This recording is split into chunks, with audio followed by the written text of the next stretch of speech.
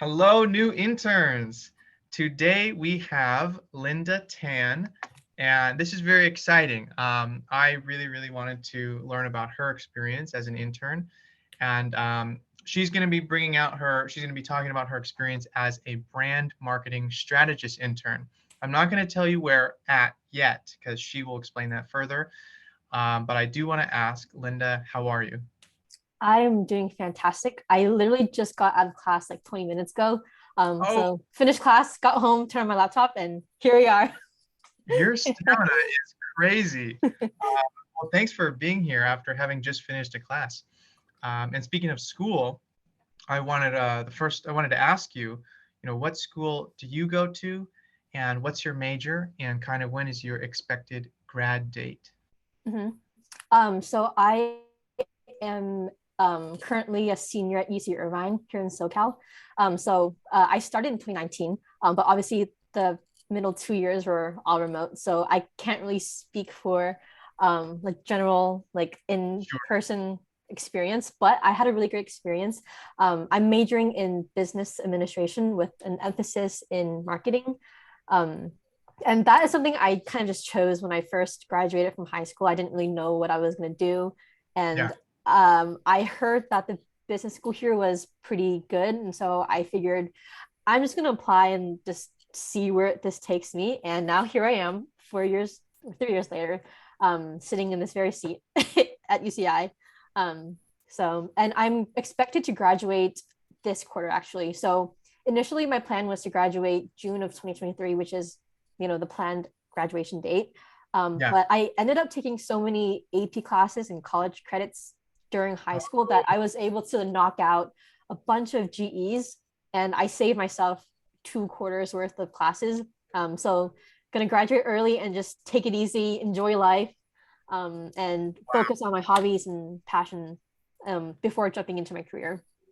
I can tell you, the rest of us hearing that are really jealous that we didn't get better scores on our tests to be able to skip those GEs. So congrats to that. Yeah, really graduating early. Some people are able to do it. Wow, that's going to be such a head start. So I want to get into, asking before we get into like exactly what you do in your role. If you could share with us your current title as an intern and who you're working for, and maybe some background on that company. Yeah. So I actually am not an intern anymore since I started school, but this past summer I was an intern at Adobe as a brand marketing intern. And the funny thing is I actually first interned there last summer. And so my summer between my sophomore and junior year was my Mhm. first ever corporate internship with Adobe. And I worked with the brand marketing team at that time. And so when I finished last summer, they were like, "Hey, Linda, we really want you to come back full time." But at the time, Oh, I still had 2 years of school left. So I was like, I can't really do that, but I can come back for another internship next summer. And so they gave me an offer for this summer, same role, same team, same manager, but different project. okay. And so I just finished a few weeks ago and I just got my offer letter for full time. So Wow. I'm going to join them full time next year. So that's pretty exciting to be back on the same team. Congratulations. Yeah. That's huge. Oh man. And so this, oh, and I'm sorry, can you speak more about the company you're with? Right. So it's at Adobe. And what my main job there is basically to share our narrative of creativity for all. Because Adobe, we sell software, Photoshop, Illustrator. You've probably seen it at some point in your life. We Yeah. have like licenses for people for like people with EDU emails. So I'm pretty sure you can get like some trial. But what we really want to do in our team is just to share the possibility for people to create, just create for the sake of creating, like whether that be social media flyers, like art, Uh, I don't know, anything you could ever like imagine. We just want to be able to tell people that, hey, you can be a creative too. Like you don't have to be professionally, trained. You don't have to go to an art school. You can literally just open up an Adobe app and start creating whatever you want to. And so that was my entire summer. It was basically coming up with a strategy on how we can like communicate that story to people. Like you don't have to be like, you don't have to go to art school to be an artist. You can just be an artist like you already are. You just have to have the right tools to be able to do that.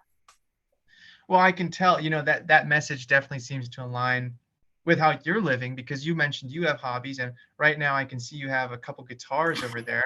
Could you, I don't normally do this, but I'm pretty interested since having mentioned it that I'd love to know what kind of how you spend your time in terms if you have hobbies or what Mm-hmm. kind of artistic pursuits do you have? Yeah. So long story, but I'm gonna try to make it as short as possible. I've always been a fan of music, like both listening but also making music. I think is one of the things that keeps me sane throughout the day. And so when I was younger, I played the cello for about 7 years, and I like took private lessons. I played at school, like the whole shebang. Oh, But when I got to college, one it wouldn't my cello is a huge instrument and it wouldn't fit in my dorm room because I had like very limited right. space. So I was like, Yeah. okay, I can't bring a cello down here, but what's the next best option? So I wanted to play music, but it had to be something that I could, fit in my room and Mm, something that wasn't loud or you could like condense the sound. sure. And so I was going through like some phase of my life where I was listening to a lot of rock music. I was listening to Pavement, The Strokes, Oh, and I came across this listing on Craigslist for a semi-hollow acoustic electric guitar. oh, And I had done some research, and apparently, like with the amps, you can plug in headphones, so you can like listen to yourself play the guitar, but nothing really comes out of the amp.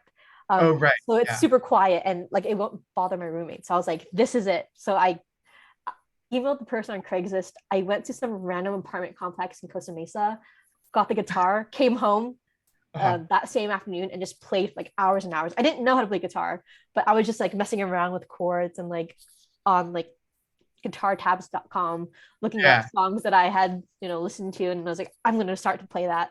Uh-huh. And it kind of spiraled. So that was my freshman year of college. And throughout the years, I've kind of picked up more guitars. I have four Oh, now, but yeah. it's just something that I love to do, like on like small little windows of the day. Like when you have like time between classes and you're just like sitting here and you don't really know what to do. Yeah. Yeah. And you need I just yeah, I just pick up my guitar and like play a few chords here and there and like I don't know, write a few lyrics for some songs. awesome. And it gets my brain going, I think. Like I think being able to create something out of nothing. Well, guitar isn't nothing, but you really have to like, you know, it's like random chords, but you put them together to create something Creation. It's beautiful. So creation. I think it's super fun and it makes the time go by faster if I'm ever bored. So Totally. That's no, that's a really cool hobby to have. And one thing that people don't realize, people see guitars and they'll say, "Hey, can you play something for me?" And it's always embarrassing, right? Because if you only know a few chords, it's like when you're playing guitar alone, the chords sound awesome to you, and you can mhm. play them forever, and it sounds great. Just until people ask you to play for them, and it's like, well, actually, I'm not like a super super good player. But that was a good story. Thank you, thank you for sharing. And you also mentioned that so the your most recent internship that was they wanted you and so they actually reached out to you and now you have a full-time offer, but I'm Mhm. curious, so for your first last summer having been with them, how were you able to get that internship? Was there a high volume of applications on job sites that you sent out, or was it a referral, or did you know someone within the company? So this is a very complex question because it happened so long ago. Oh, But from what I can try to remember, like I'm gonna try to take you back to like the beginning of my college because when I first got to UTI, my whole mindset as a business major, and now I looking back, I kind of regret. My whole mindset was find a job as soon as possible. Like yeah. that was my only goal here, really. And Yeah. when you're young and you don't really know like what is the right thing to do, and all these counselors are telling you like, oh, you should apply for jobs, internships, so you can get a step up in your career. Yeah. And so I spent my entire freshman year just applying to a bunch of random internships, like off of Indeed, off LinkedIn, off of this really cool website called AngelList. It's like it basically connects you to startups, and like really, really small companies. Like I'm talking like 1 to 2 person companies that are Oh, just oh, beginning. And so my first internship was actually through AngelList. And it was a company called, I think they changed the name now, but um, it was called like Julio or something. But it essentially like gave out student loans to students, if you like presented them with a full-time offer. It was basically just giving loans out. And I think my job, if I remember correctly, was I was a ambassador and I had to like share flyers and print out flyers and take them around campus. Yeah, and so yeah. I was a freshman. Like I had no idea what I was doing, but I thought that this would take me somewhere. Yeah. So I did it for a few months, just to get into that whole work like environment, and like I don't really know how to explain it, but besides like Getting that mindset yeah, and yeah, it's like reporting to a manager and like having tasks to do, and they have expectations for you. right. So that was super fun, and I knew that I wanted something more, because this was a really small startup, and I don't know about you, but I now realize I don't prefer working in the startup space, because so many things happen and you can't control it, and Yeah, it's not a very predictable place to be in. of course. So my sophomore year, I broke my leg actually on a bike. I fell off my bike and I was bedridden for like 3 months. And I like really thought about my life in that time frame. And this is where it gets really interesting because I Right. mentioned my freshman year, I was like applying to internships, really like job career focused. And when I Yeah. broke my leg and I was bedridden, I was like, I'm throwing that all out the window. I don't care. I'm going to enjoy my life as much as possible. Like instead of always seeking work, I'm going to play guitar and like draw and paint, do the things Mhm. that I really enjoy. I started an earring like business at the time too. Like I sold wire earrings on Instagram for a bit, and that Mhm. was just purely because for fun. Like I just wanted to. I loved making earrings. I loved coming up with little designs, and that was Uh, just something that I did for fun with no intention of ever using this to find a job or to make money or to build a career off of. Like I took that time to focus on myself and learning about what I wanted, what I was capable of doing. mhm. And so my sophomore year of college, like I didn't really focus on applying to many jobs at all. Uh-huh. But like I think spring rolled around and I was hearing about peers getting internships and I was like, okay, maybe I should apply for like a couple, like I shouldn't do nothing. So I Yeah. applied for like 5 or 10 internships, like max. Like I did not do the whole high volume thing because at that point I was just so burnt out from freshman year. Like freshman year, I probably sent out around 300 to 400 applications. It was a lot, and it's Gosh. so hard. It burns you out so fast because you would send out like 20, 10, 20 applications a day and get 0 responses. Yeah. And so that was just awful, and I felt awful. And I just took a step back and I was like, okay, I'm just going to do a few, but really focus on making these good. Like I really cleaned up my resume and like made it unique to me and Mhm. who I was. And I think that showed, because even though I sent out the least amount of applications I'd ever sent out, I think I got the most responses. Like I think I got like 4 interviews at different companies. And I think that was because like the resume that I sent in was very catered towards the job listing. So Mhm. whatever they asked, like for requirements, I like made sure to have those words and those points in my resume, instead of like mass sending it, because I think it's like Sure. algorithm. I think they just sort you out by like how close you can match the keywords. And so if you're able to like just take words from the listing and put it on your resume, you're more likely to get sorted up to the top, and they'll actually see your resume and actually give you a chance. Uh-huh. So that was what I found very interesting. So more of the story, the less I tried, the better the outcome was. Sure. I don't know if that's relatable, but Well, that's no, how you it you went for tried, me. you concentrated your efforts is Yeah, what you yeah, technically exactly. you worked smarter, not and harder, Exactly. because that doesn't, even though it's a smaller volume, Hmm. that's still a grind having to, individualize Oh every yeah. application. That takes a Yeah. lot of work, which is why you can only do 5 to 10 of them. Yeah. Yeah. That's good to hear that you found a high success rate. And so part of that small volume, but really concentrated effort, Hmm. one of those led to your first Adobe position. Is that what you were saying? Yeah. Yeah. So I applied on LinkedIn, which is crazy because at that time I wasn't sure about LinkedIn, and like finding jobs through LinkedIn, but I applied through LinkedIn. And when I first got the email from Adobe saying like, "Oh, we'd love to schedule you for an interview," I was like, "What?" Like Yeah. I had no experience. Like I swear on my resume, I had like I was um a assistant for my professor doing like data input, and I had on I thought I made earrings. I had my little earring The web. business. The website that I made, I had Atmos Studios, and under that it was like CEO or something. It was so funny. Um, but that was like all I had on my resume, and I had like hobbies and stuff. But I was just so taken back by like, why they would contact me. But when they actually like spoke to me in my interview, they were so interested in my earring company. Oh, They were like, tell me everything from like start to end, like how you came across starting your own like, earring business. Like we think it's so cool. And funny story, my interviewer who I interviewed with 2 years ago, mhm. 10 minutes before my scheduled interview, she had actually gone onto my website and bought a pair of earrings, which I thought was Oh, super that's funny. Yeah. so Yeah. cool. So before I even had the interview, like I saw the email and it was like, the person has bought Mhm. a pair of earrings, and I recognized the name because it was in the email for the hiring manager. And I was like, oh my God, there's no way she just bought one of my earrings. And That is it, so cool. the interview ended up going really well. Like I told them, like, I was very honest. I was like, I made the earrings because I thought it was fun and it was a creative outlet for me to just create stuff and share that with the world.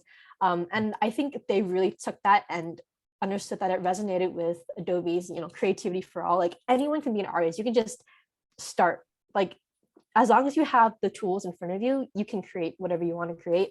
Yeah. And so they were super interested in that, and like they thought it was super cool that I made my own website and like created earrings. And I'm pretty sure that was the reason why I got the job in the first place, is because it was, I think, unique. Mhm. If I don't have the website up anymore, but I had like hand drawn all the elements in my website.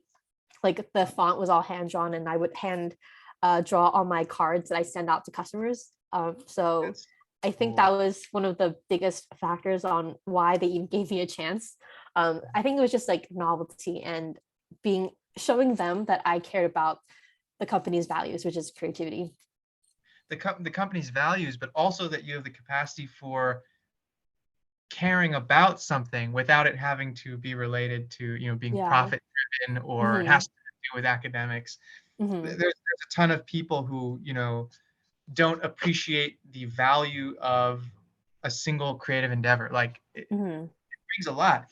And I love the way you are clearly a storyteller. First of all, I was completely engaged.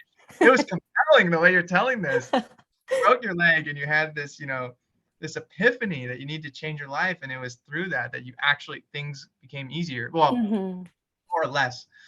Um, you also answered the fact that, I mean, you'd say that the reason why you got hired initially had to do with your own creative project and your experience Hmm. in that. And then I'm sure, of Yeah. course, your personality earned it. What do you think? So I want to clarify. Would you say that for your first internship last summer, what really kind of earned you the role was having worked on that creative project, or would you say that was the biggest A factor? 100%, 100%. I think the interviewer told me at the end, she was like, I really love how you're just a self-starter and you just created something out of nothing. Like I literally started this entire thing with like wire from Michael's and like two pliers and index cards. And I took that and I was able to create that into a business and like have people all over the world wear my earrings, which is really crazy. I told them about the story of how a girl from Ohio had sent me a bunch of photos of her wearing earrings. Like she did a photo shoot, and I didn't ask her to do it. She just Uh-huh. sent it to me on Instagram, and I thought it was so cool and really fulfilling to have someone that I don't even know, like Uh-huh. across the country, wear my earrings and tell me that they love them. And that to me was worth like everything. I didn't care about the money. I didn't care about the Instagram followers and likes. That to me was the only reason why I did it. And Right. I think that really spoke to the interviewers when I was telling that story.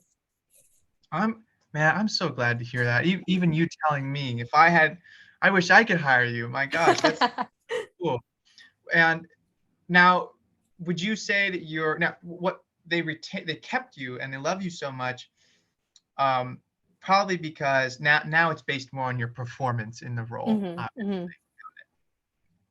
Okay, and did they have last question about kind of you're getting the initial internship, but what was the kind of the interview process like for them? Because you mentioned an interview. Was it just one, or was there a phone Mm-hmm. one, or in person? What was, if you can remember, it was a while ago, but what was the Yeah.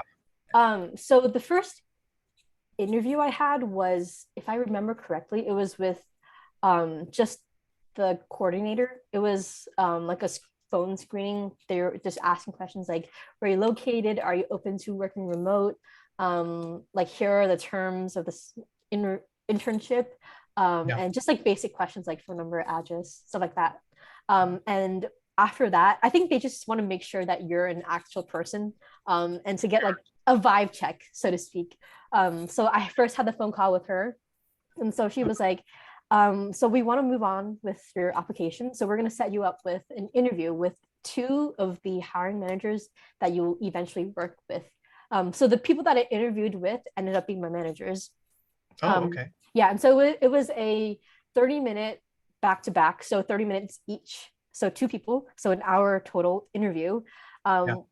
And out of all the interviews I've done, I think this was the most memorable because they didn't really ask me anything about like school, or my, work experience, because I think they realized that you're still a college student. Like you probably don't have that much work experience to begin with. So they asked questions like same as you. They asked me, what do you do in your spare time? How do you like find your creative outlet? And what's your approach to life, basically? They just wanted to hear like what my perspective and mindset was on life and how I tackled my challenges.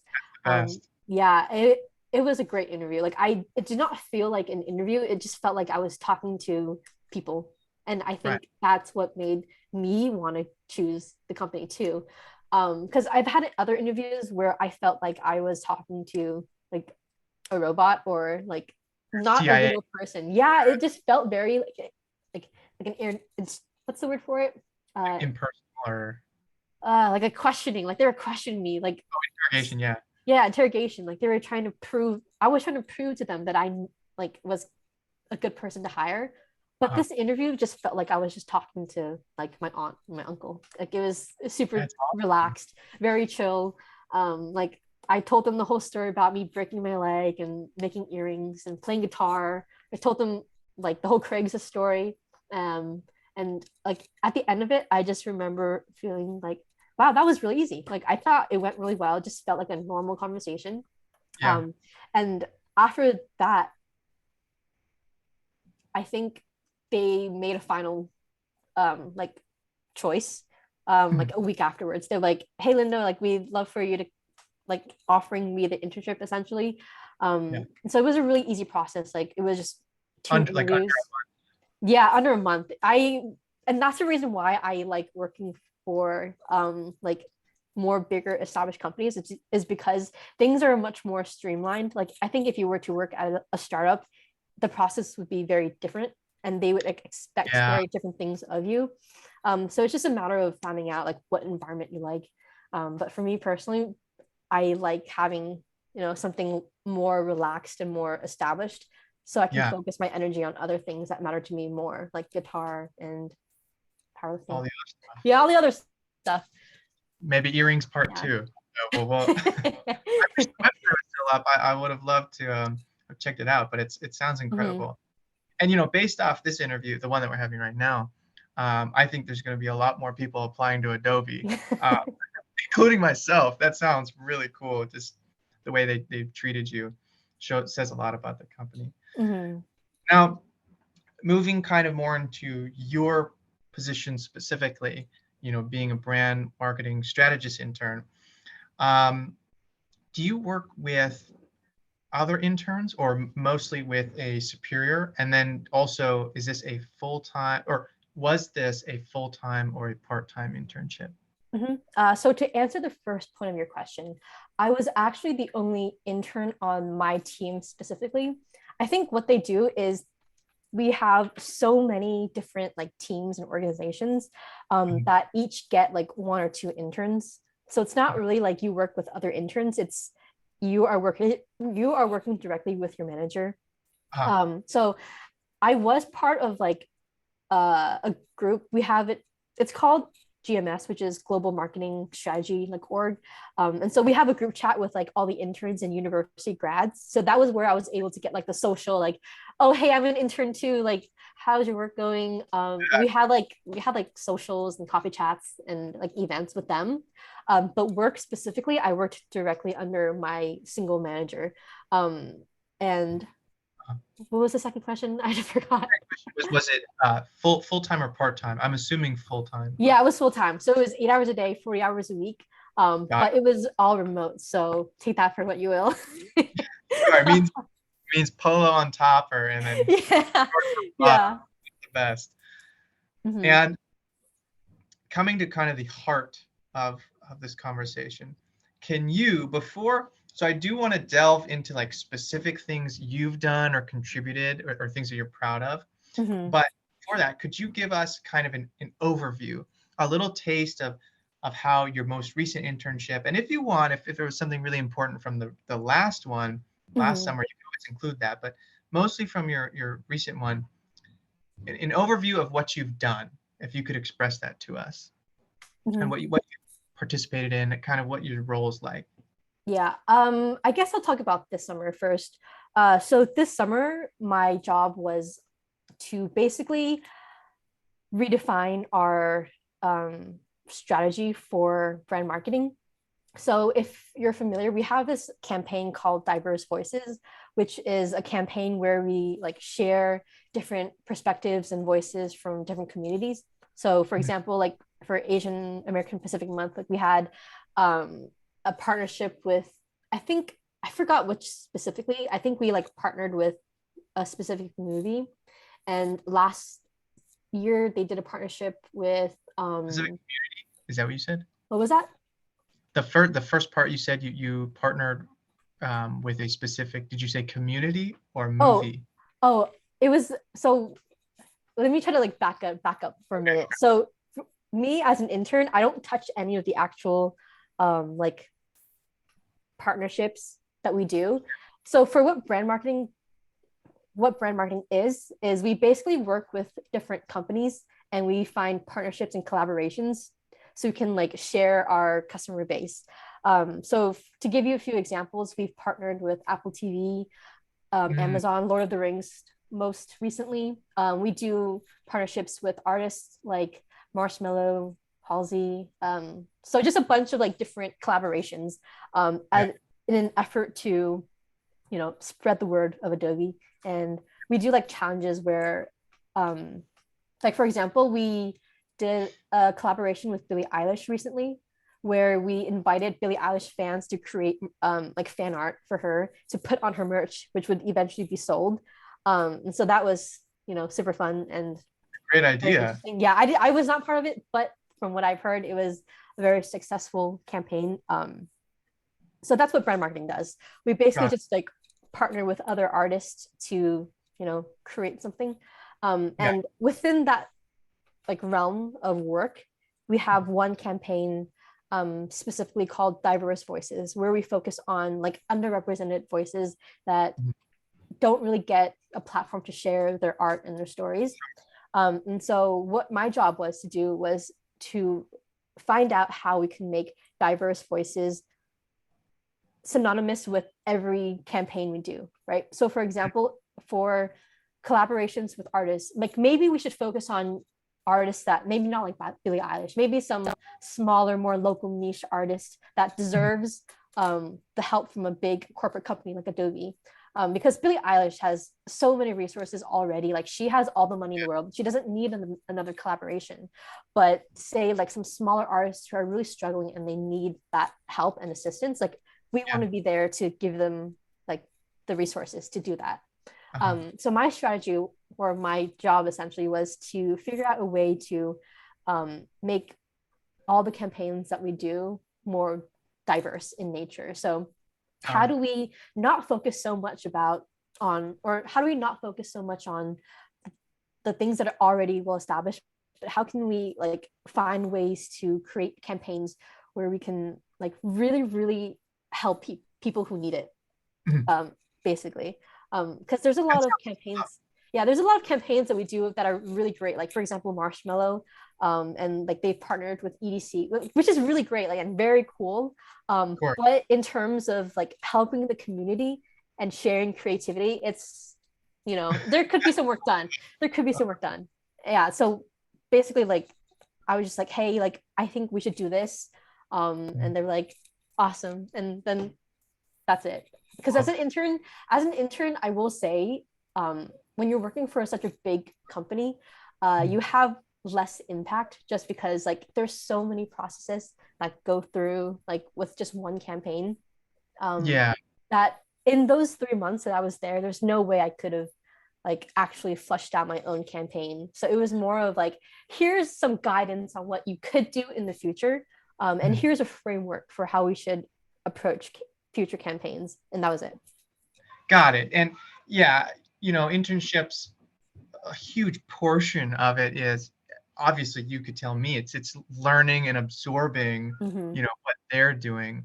Um, but it sounds, even if it doesn't, whatever your advice didn't become some large campaign, it's the fact that you took it seriously, and I Mm-hmm. think that's where it's valuable. Yeah. And okay, I really want to delve into, so now I've got a picture of the the kind of the sector you're in within the company and what it was your job to do or to work at, and the problem that they gave you, which is or the project, trying to make, bring more diversity, more equal opportunity to all campaigns. Mm-hmm. I would be paralyzed with the, like, not the ambiguity, but it seems like there's a lot to do, and Mm-hmm. so that really must have forced you to, like, think of, well, what on earth. You mentioned one example, kind of picking out more niche music artists. Mm-hmm. um, I'm hoping you can tell me in what you drew up, or your advice, your suggestions, and your hypothetical plans, or whatever you constructed. Can you go into detail? Maybe start with something that you did, either a single item or a process that you contributed. If you could go in depth, maybe give us some deep details on what you contributed, that would be awesome.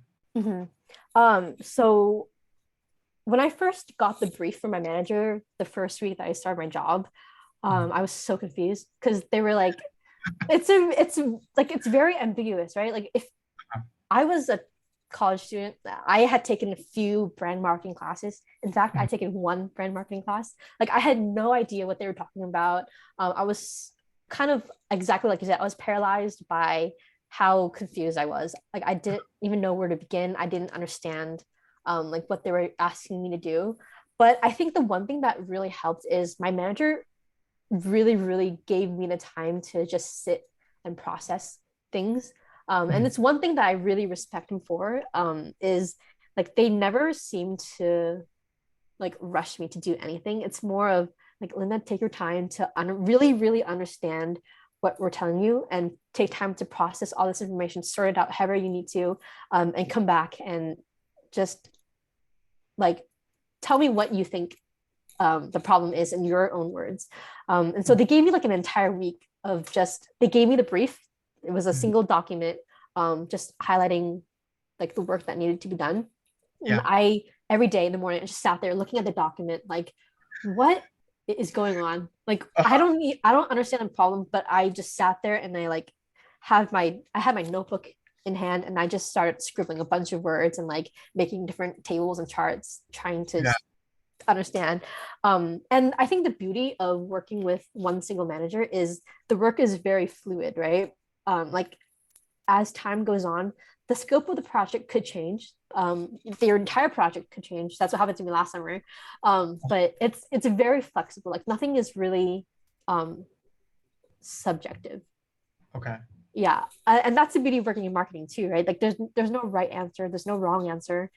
You just have to make a answer and explain why it's a good idea. Um, and I guess to go a little bit deeper into what exactly my project was, Uh-huh. um, the main issue we were focusing on is, so I've told you that we have a diverse voices campaign, right? Mhm. And so this campaign is specifically catered towards um, representing like different communities and people from different backgrounds. Yeah. So that's a separate campaign. And the thing that I noticed was, why do we even have a campaign to begin with? Like just to give you a like a understanding of what my Please. thought I process love it. was. Like we have diverse voices campaigns, and we also have Adobe campaigns. Like why are these two different things? Like why can't we come together and make Uh-huh. just Adobe campaigns like one thing?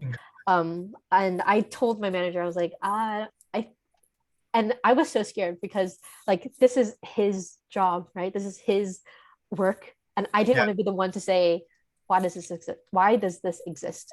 But Oh, I think that he trusted me and I trusted him because I had worked with him last summer. I just straight up told him, I was like, I don't know if diverse voices should even be a campaign. Like, if anything, we should have like diverse voices as a core value that we like instill in all our campaigns, and it shouldn't be something separate, and it shouldn't be like pushed into its own category. great idea. Yeah, and like when you see companies who like have these very specific campaigns and you're like, you Uh, feel kind of weird about it because it's like they're just announcing things and they're like, oh, we celebrate this, but do they actually mean it? Or is right. it just a way for them to market that they care? Like, is Yeah. it authentic? Is it true? I don't know. Yes. um yeah, and so what the idea that I presented, the main idea is, can be told in like one sentence. It's Okay. diversity should be discovered, not announced. And so what that means is like, Oh, I love that. yeah, when you like, same thing. It's like when companies change the logos for Pride Month and Yeah. like July comes and they take it off, and it's like, you announce that you are diverse and you announce that you care about these issues, but Mhm. like, does you announcing them make up for a lack of something that could be done in the background? Right. Like it's one thing to announce it, and it's one thing to actually act on it and to really believe it. Yeah. um and I think that that was kind of the issue with our previous campaigns, and it's a very scary thing to tell people that like what you're doing may not be the most effective. But I voiced this to my manager too. I was like, I'm a little hesitant to tell like my full opinion just because I am a college student. I'm an intern. Like what do I know? Right? I'm just an intern. I'm just a 20-year-old student who like draws for fun. They really, but they were like, no, Linda, like tell us anything. Like you don't have to be afraid to like say the wrong thing or say something that might offend anyone. Like at the end of the day, they're paying me for my opinion and for my thoughts and not Mhm. for actual work. Yeah. And so like they really, really instilled that idea in me, and they really celebrated me just speaking my truth and just saying whatever I needed to say. I And love that was the one thing that I really appreciated. Like they, anything that I said was heard, which is very appreciated when you that. like go to someone and you're like, hey, this is what I think, and they're like, yeah, that's a really great point. I'm gonna think about that actually. Mhm. And it made me feel like I was heard and respected, and that's something that I realized now I value a lot in the company, and the big reason why I decided to go back. Um, but Uh-huh. that was Well, it means basically. it means your work is it has value if you Mhm. just give your opinion and it's kind of tossed aside. It's like, oh, why did I spend all that time thinking Yeah. about it? It's Yeah. awesome. Yeah. So that was basically the whole premise of my project. Like, diversity should be discovered, not announced. Like, how do we find a way to, yes, celebrate diversity, but not do it for the sake of telling people that we do it? Mhm. And so I'd imagine as part of the project process, a lot of it has to do with, you know, is your work method, you're having to think a lot, right? Like Mm-hmm. you're Mm-hmm. constantly having to, um, I'm not sure, in order to come to that kind of campaign conclusion or that final mission, what were some of the methods you took to, to come to that realization that was your Mm-hmm. final project. I'm curious how you were able to arrive at that, because I mean, you told me in a sentence quickly, but it didn't take you 10 seconds. It took you a very long time, and for Mm-hmm. good reason. I think it's pretty profound, actually, and I like it a lot. I won't steal it, but I think it's awesome. Could you share Mm-hmm. with us? Um, yeah, how did you end up coming up with that, or what were some of the practical things that you did? Mm-hmm. Like, first and foremost, again, um, my manager really, really gave me the time to just think. And I think the beauty of working in a strategy role is, like, compared to traditional roles like accounting and finance, where you like, it's a lot of grunt work where you're Yeah. inputting like numbers and you're getting these outputs and you have to like understand like the numbers and the processes. The beautiful thing with strategy is it's a very creative field, Mhm. because again, there's no right, there's no wrong answer. It's just a matter of, like, can you explain your idea in a way where people can get behind it and support you? um, and one of the really cool things about working remote and working at a big company is I was not micromanaged at all. Like, I had so much free time in my day to just sit at my desk and read news articles, pick up books, play guitar. Like, I had so much time, downtime, to just Yeah. do whatever I needed to do. And the really cool thing about, like, strategy roles is when you're sitting down and you're trying to actively think of an idea, it's not going Mhm. to come, right? Like, if you're thinking so hard, you're like sitting here, like, an idea is Oh, going to come to me. Like, it's not going to come to you unless you do something else. Like, you know how people say the best ideas are made in the shower, or the best ideas are when you're like lying in bed on your phone and like all of a sudden you're like, oh wait, that's a really good idea.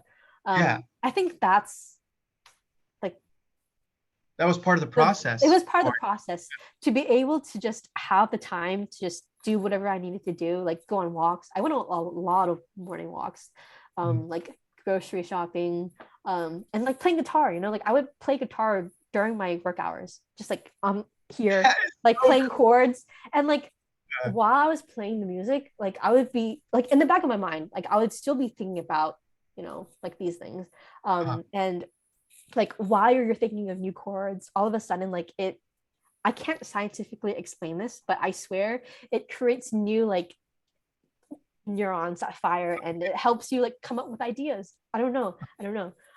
But like that helped tremendously, just being able to allow my brain to think creatively and not be boggled down by small tasks. Like, they never asked me to send emails, they never asked me to like fill out forms and like do like small tasks. Like, clerical, I clerical. never had to do any of that. It was more of like, a Linda, we're gonna give you time and just think and come back to me a week from now with like your ideas.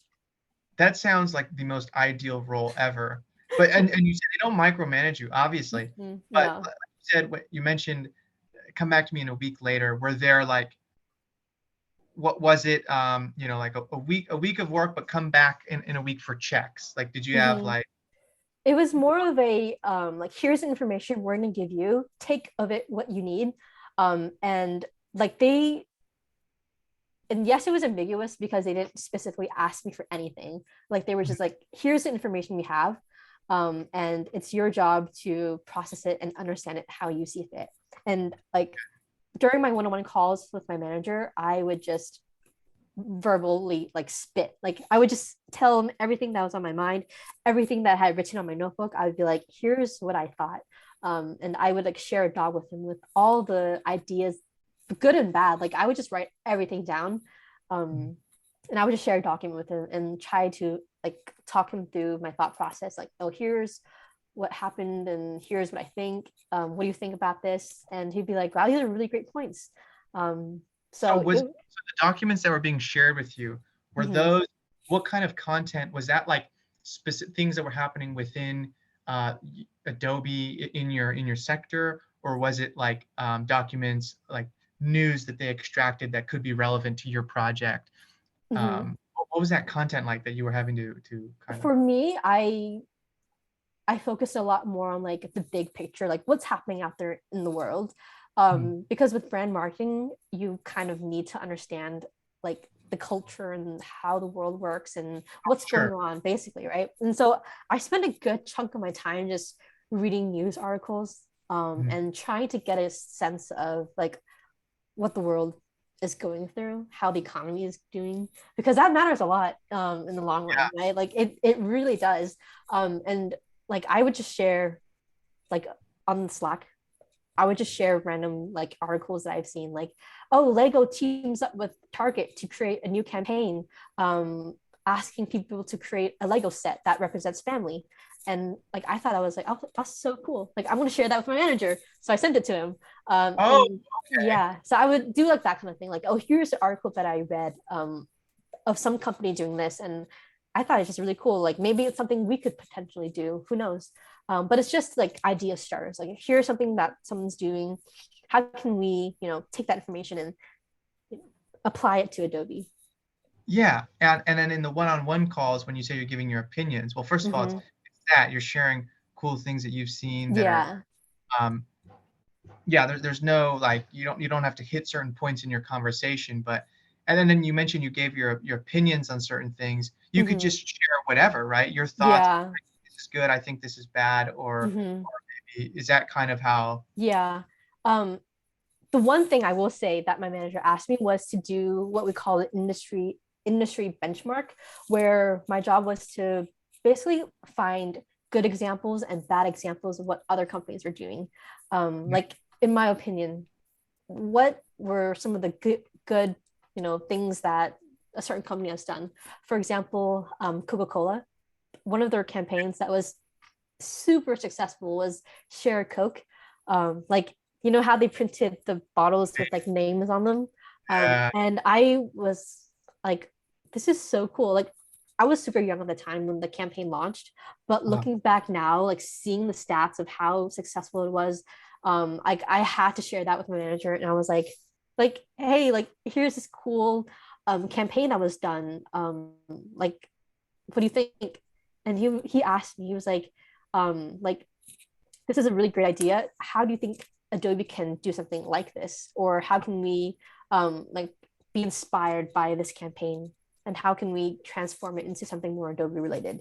So yeah, it's a lot of like just seeing what's been done and successful, but also looking at things that haven't been so successful. For example, like companies changing their logos, or yeah, like companies doing not so great, you know, things. One of the examples that I had was Barnes and Nobles.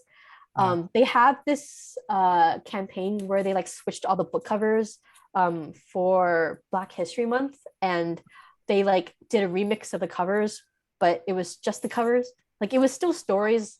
It wasn't like stories that celebrated Black stories. It was just regular stories that they remixed the covers of, and people were like, "That's not really doing anything. Like all you're doing is remixing the covers of the books. Like it's not really sharing different experiences or sharing different stories. Like it's right. very on the surface diversity. So that was an example that I brought up. Did they get a lot of heat for that? It did. There was an NPR article that I sent to my manager, like just basically like flaming Barnes and Nobles for like how could they do that? And I'm pretty sure they had to issue like an apology or something. But that was like here are some things that we probably should not do. Sure, Like let's learn sure. from the mistakes of other companies so we don't make them ourselves. Well, I personally feel like I got a crash course in kind of what brand marketing is, and at a very large company. So that's invaluable, and I appreciate you sharing that.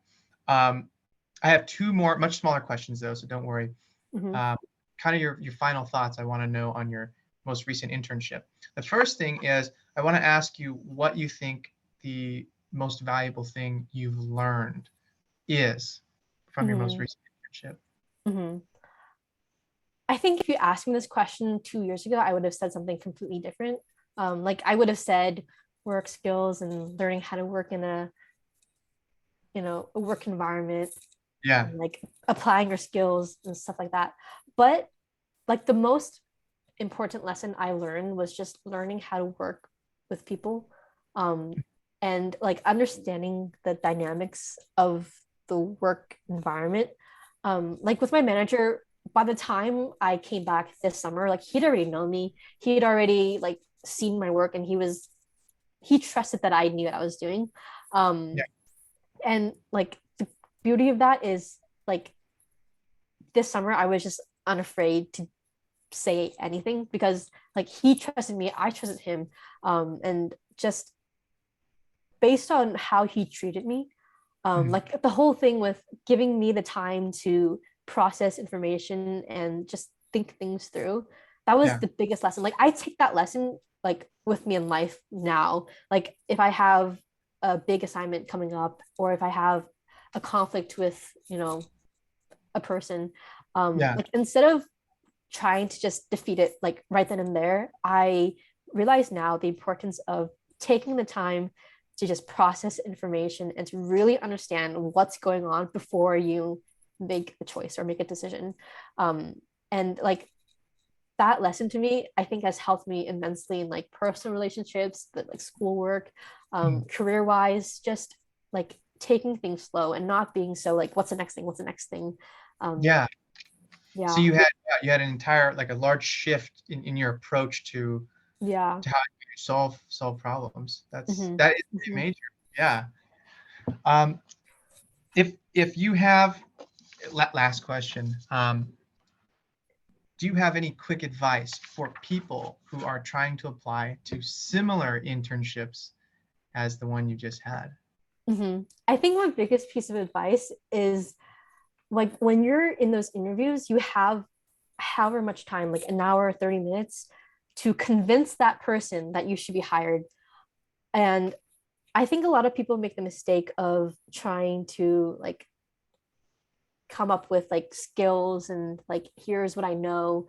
Mm, But instead focus more on like your mindset and your thought process, and really, I hate to say this, but convincing them that you're a good person. Like you can like I think that's all that matters. Like you don't need to know anything. You don't need to have all these skills and like know a bunch of things. It's mhm, just whether or not you are a good person and like an easy person to work with. And like do they like you essentially? mhm. Like can you work with this person for 8 hours a day? Because when they're hiring you, they're looking for a person that they can tolerate for 8 hours, right? Like because I was constantly like bothering them, like, hey, what do you think of this? Hey, what do you think of this? Hey, what do you think of this? Like obviously they're not going to hire someone who they don't like. So just really focus on like just conversation skills and like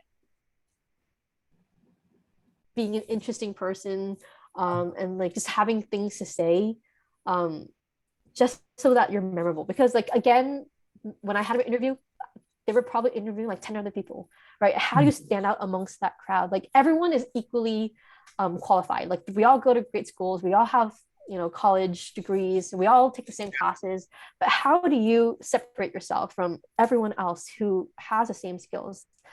um, and exactly. I had a conversation with my manager my last week actually, and he like told me like one of the main reasons why we hired you for your interview is because it felt like I was talking to an actual person. Mm, Like he had told me about previous interview experiences where the person would like almost, it would seem like they were reciting a script that they had uh, written, right? It was like, oh, like, cool.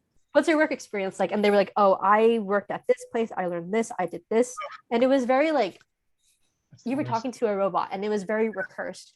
But I think that when you just be honest and just say what you need to say, and like just give them your story, and if they like it, great. If they don't, find another company, and that's on them. Like you Yeah. have a story to tell, and if they resonate with it, then that's a great match. And also this, like, they're interviewing you, but you are also interviewing them. Like, do you yourself want to work at this company? Like, if I worked at Amazon, if they offered me a job, I just wouldn't even take it, because me personally, I don't like the environment that Amazon has. So why would I Uh, work for them? So it's really an opportunity for you to figure out like what you want out of a company. Do you want a high stress environment? Do you want like high growth, or do you want something that's more stable, something that's more predictable?